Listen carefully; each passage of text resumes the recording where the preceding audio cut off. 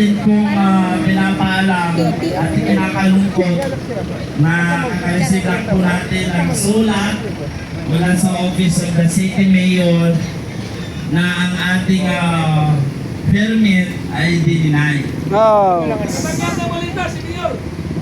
So, respeto po natin, pero sabi ko nga, patapusin nyo lang ang aming programa ngayon. Okay, ako nakarito. Kasi sabi ko nga, nire-respeto natin ito, nire-recognize natin. Kaya mamaya pag-uusapan ng ating mga kasamahan na ating mga leader dito, ano ang susunod nating hakbang sa nangyaring pag-receive. Kaya sa mga gustong magsalita, kuya, at may asikasuhin lang ako ng konti. At andyan yung ating DRS. Asa na? Oo, palagi kayo magsasalita siya. Okay. Sino pa po? Kababayan? Karo. Andyan na? Sikat! Saan na si Sikat? Sino pa po? Ang nais magpahayag Okay, pumunta kayo dito. ng salubin. At mamaya, Dininay ng mayor mo. Ng ano, Permit. mayor mo yan eh. okay. Dininay yung permit. Kupal talaga yung mayor mo na yan. Magandang hapon sa lahat. Buhay mo ba? Nabalitaan naman natin ngayon. Nasa Mindanao ay binagsakan po ng masamang balita. Naapektuhan po ng lindol. So ngayon, dito natin makikita na pati sa ganitong sitwasyon, gagawin na namang negosyo ang pamamahagi ng bigas. Imbis ayuda, 20 lang daw kilo. Katarataduhan. Dami ng inabuso. Hindi lang karapatan ng mga matatanda, karapatan ng mga kabataan para sa kanilang kinabukasan, inabuso, ninakaw, mga walang hiya. Sobra na, tama na. Ang hagupit ng taong bayan ay nagsisimula na. Kaya lahat yung nagbebendalo dyan, kanina ako naka-blue. Naantay ko siya na lumabas, yayakapin ko siya hanggang mag-violet. Kaso hindi lumabas eh. Nanginig siguro yung tuhod o kulang sa pampagana. Bendalo, ito lang masasabi ko sa iyo. Lantaran na ang pera ng taong bayan. Bilang babae mo, kawawa ang taong bayan. Maraming gutom sa lansangan. Pero bakit? Yung mga nakakatanggap, mga tambay pa. Hindi nyo ba nakita yung mga nasa laylayan? Butot naman na lang namamatay, kawawa dyan sa lansangan. Tapos pinagkadarapan nyo na mamahagi kayo ng ayuda. Pero ang nakakatanggap, yun pang may mga trabaho. Pero yung mga senior citizen, nakapuspalat, paano sila? Imbis na magkasundo kayo para gumawa ng batas, nag-aaway-aaway pa kayo dyan sa loob ng Senado. Gusto niyo malaman ang katotohanan, pero gumagawa kayo ng sarili ninyong ribbon. May viral ngayon na ribbon, black ribbon, nilabas na, nasa social media, kalat na ngayon. Ayaw nila sa blue, gusto nila doon sa itim na ribbon.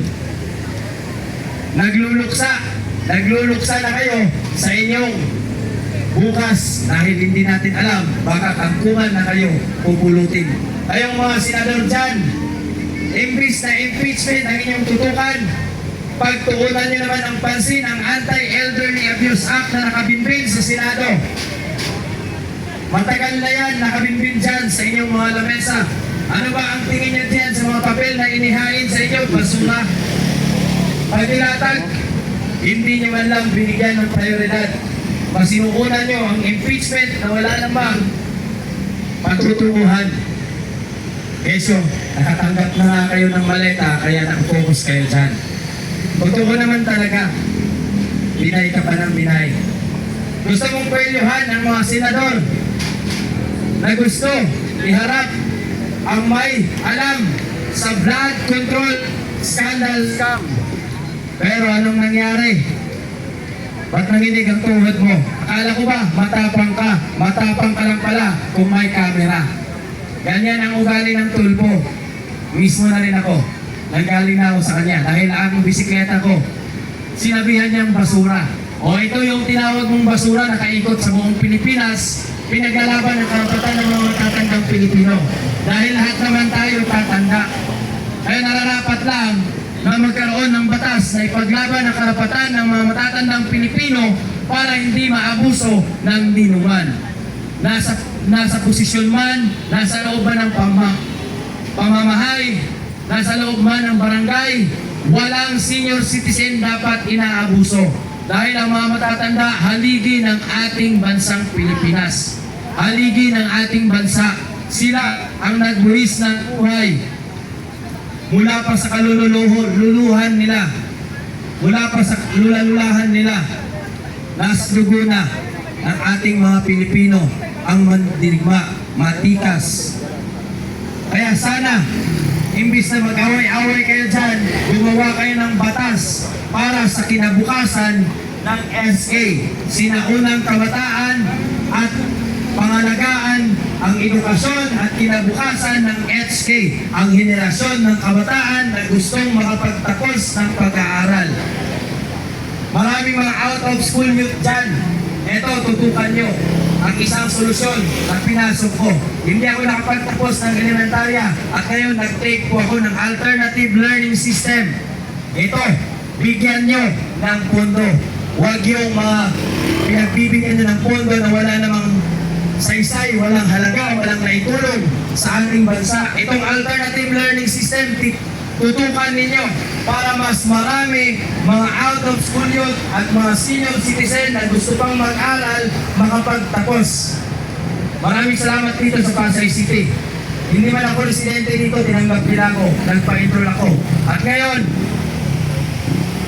lubos ako nagpapasalamat din sa ating minamahal na Vice Presidente dahil sa kanyang paunlak na pagpaalala sa akin na hindi pa huli ang lahat. May potensyal ka para sa ating bayan. Mag-aral ka. Hindi nagkamali si Pipi sa kanyang ibinahagi sa akin na paunlak, na suportahan. At ngayon, nagpa-enroll ako sa ALS at nakuha ko po ang 64.44 na grado. At maraming salamat po kay BP Inday dahil siya lang po yung bukod tanging mataas na opisyal na humarap at nakinig sa munting advokasya ng kinakalawang na bisikleta na sinabihang basura. Basura man sa paningin ng ilang magkapatid dyan na tulpo, pero malaking ambag sa ating bayan. Na isigaw ang karapatan ng mga matatandang Pilipino, nararapat lang bigyan at Tuunang pansin para maipasa. Para maipasa. Para maipasa. Sana, maabogado ka na. Awa lang Diyos. para may pasa ito. At nang sa ganon, ang kinabukasan ng mga matatandang Pilipino ay maging mapayapa at matatag at meron silang takbuhan kung kinakailangan. Dahil sa panahon ngayon, ang senior citizen mas lalong pinapahirapan. Pupunta ng barangay, hihingi ng gamot, ang binibigay expired. Hindi naman lahat, hindi lahat ng barangay namimigay niyan. Pero meron talagang iilan. Pati ayuda, expired na din ang pinamimigay. Ngayon, sa Mindanao, antayin natin. Dahil sabi nga sa news, lumipad na daw. Ano yun? Lumipad na. Lumipad ang aming team. Lumipad na daw. Papunta sa Mindanao ang ayuda. Huwag sanang abusuhin. Huwag gawing negosyo ang ayuda na para sa ating mga kababayang Pilipino na apektado ng lindol sa Mindanao. Pagdarasal natin sila na sana ay wala pong nasaktan at nasa mabuting kalagayan na po yung ating mga kapatid at naway nasa ligtas na po sila na evacuation center at makarating ang mga tubig na hindi dapat sana gawing negosyo ng Kurap na pamahalaan ito. Kurap naman talaga. Lantaran na ang korupsyon, pati bigas binibenta na. Imbis ayuda, 20 kilo ang bigas. Kailangan pang pumila. Pahirap kayo sa taong bayan. Maraming salamat po, Atty. Vinci. Okay. Ayun, maraming salamat, Sikad. Ano? Tulad nga ng sinabi ko kanina, mayroon lang typographical error sa pagpapareceive natin. Pero subukan natin ulit na magpa-receive ng permit sa Office of the City Mayor. Dahil alam natin na bawat ordinaryo, bawat Pilipino ay karapatan natin na magpahayag ng ating saloobin. Hindi lamang sa People's Park o sa Freedom Park. Dahil ninais natin na dito tumayo sa harap ng Senado. Dahil ang gusto natin, ang Senado natin ay ibalik ang demokrasya na ninakaw ng mga politiko. At hindi tayo rin papayag na patuloy tayong patatahimikin ng administrasyong ito. Nirerespeto po namin ang sulat na aking tinanggap.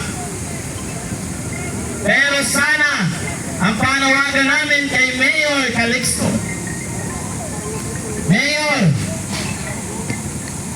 sana panahon na para hayaan mo ang mga taong bayan na magsalita at magtipon-tipon dito sa harap ng Senado dahil maliwanag na maliwanag sa inyong sinumpaang salaysay bilang mayor ng bayang ito na dapat ay hindi kayo mananahimik kung may korupsyon at iwaliang nangyayari sa ating bansa. Ito po ang ginagawa ng taong bayan ngayon, ng ordinaryong Pilipino. Hindi nananahimik. Subalit, pilit nating nilalabanan ang panggigipit ng administrasyong ito. Dahil alam naman natin, karapatan ng bawat isa. Itong Senado na ito ay pera ng taong bayan. Lahat ng government facility ay welcome ang lahat ng ordinaryong Pilipino. Mayaman o mahirap, karapatan nating gamitin ito dahil pera ng taong bayan ang ginagastos dito. Karapatan ng bawat isa, karapatan nila, pero huwag naman sana abusuhin ang mandatong pinahiram sa kanila para piliting patahimikin ang taong bayan. Dahil kami, sawa na, pagod na sa nangyayaring korupsyon at hindi na kami papayag na patuloy pang ginigipit ang mga taong lumalaban sa korupsyon. Dahil nasa demokrasya tayo sa panahon ngayon. Nais nating mabawi ang demokrasya na ninakaw ng Administrasyong Marcos at iilang mga senador sa loob ng Senado.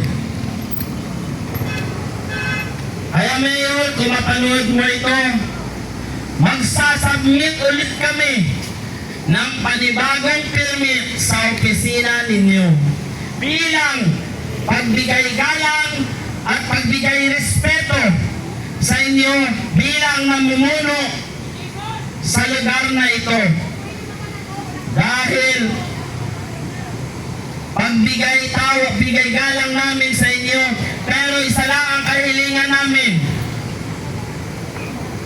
Pagbigyan natin at hayaan natin ang mga ordinaryong Pilipino na ipaglaban ang demokrasya ng ating bayan. Dahil kung hindi kayang ipaglaban ng mga nasa otoridad ngayon na kanilang sinumpaang tungkulin na protektahan ang bayan at ang ating konstitusyon, kaming mga ordinaryong Pilipino ay handang makipaglaban para makamit ng ating bayan. Kaya ngayon pa lang, Mayor, magpapasalamat na ako sa iyo. Kahit na dininay mo ngayon, pero magsasubmit pa rin kami. Kaya mga kasama